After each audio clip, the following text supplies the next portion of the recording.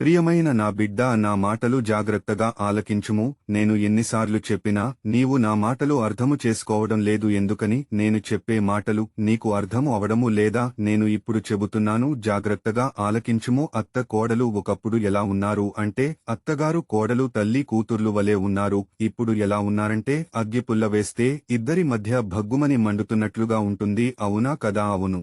మరి అత్తగారి అంటే కోడలకు పడదు, కోడలు అంటే అత్తగారికి పడదు. అత్తగారు ఒకప్పుడు కోడలే కదా. ఇప్పుడు నీవు అత్తగారిగా నీ కోడలను ఇబ్బంది పెడుతున్నావు, బాధిస్తున్నావు, నిందిలేస్తున్నావు, తిడుతూ ఉంటున్నావు. ఇది సరికాదు కదా. కోడలు చూస్తూ ఏమనలేదు కదా. బైబిల్ గ్రంథములో ఏమున్నదో చదివి చూద్దాము. రూతు గ్రంథము 1వ అధ్యాయము 14వ వచనము నుండి 17వ వచనము వరకు. వారు ఎలుగెత్తి ఏడవగా ఓర్పా తన అత్తను ముద్దు పెట్టుకునెను. రూతు ఆమెను హత్తుకునెను. ఇట్లుండగా ఆమె, ఇదిగో నీ తోడి కోడలు తన జనుల యొద్దకును తన దేవుని యొద్దకును తిరిగిపోయినదే. నీవును నీ తోడికోడలి వెంబడి వెళ్లమనెను. అందుకు రూతు, నా వెంబడి రావద్దనియు నన్ను విడిచి పెట్టమనియు నన్ను బ్రతిమాలు కొనవద్దు. నీవు వెళ్ళు చోటికే నేను వచ్చెదను, నీవు నివసించు చోటనే నేను నివసించెదను. నీ జనమే నా జనము, నీ దేవుడే నా దేవుడు. నీవు మృతి బొందు చోటను నేను మృతి చెందెదనో అక్కడనే పాతిపెట్టబడెదను. మరణము తప్ప మరి ఏదైనను నన్ను ప్రత్యేకించిని ఎడల యెహోవా నాకు ఎంత కీడైన చేయనుగాక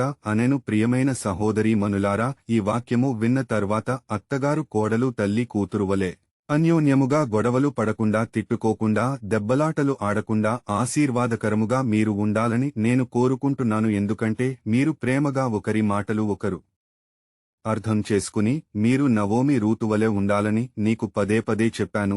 నీవు అర్థము చేసుకోవడం లేదు. చరిత్ర ఏమిటంటే, న్యాయాధిపతుల కాలంలో బెత్లెహేము నుండి మోయాబు దేశమునకు వచ్చి కాపురం ఉన్నారు. ఎలిమెలకు నవోమి ఇద్దరు కుమారులు. కొన్ని రోజులకు ఎలీమెలకు చనిపోయాడు. నవమి మోయాబు దేశములో ఉన్న ఇద్దరు అమ్మాయిలను వీరు కుమారులకు పెళ్లి చేసింది. పిల్లలు పుట్టలేదు. కొన్ని సంవత్సరాలకి కుమారులు ఇద్దరు చనిపోయారు. అప్పుడు నవోమి ఇద్దరు కోడళ్లతో, పెద్ద కోడలు ఓర్పా, చిన్న కోడలు రూతుతో మీ ఇంటికి వెళ్లిపోండి అని చెబుతుంది. పెద్ద కోడలు ఓర్పా అత్తను ముద్దు పెట్టుకునెను. రూతు ఆమెను హత్తుకునెను. పెద్ద కోడలు ఓర్పా వాళ్ల తల్లిదండ్రుల యొద్దకు వెళ్లిపోయింది. రూతు వెళ్లలేదు. నవోమి రుతు అన్యోన్యంగా తల్లి కూతురు వలె బ్రతికారు, జీవించారు. ఇప్పటికైనా పర్వాలేదు. నవోమి రూతు ఎలా బ్రతికారో, ఎలా జీవించారో మీరు కూడా ఈ విధముగా ప్రేమగా జీవించాలని కోరుకుంటున్నాను. ఆమెన్.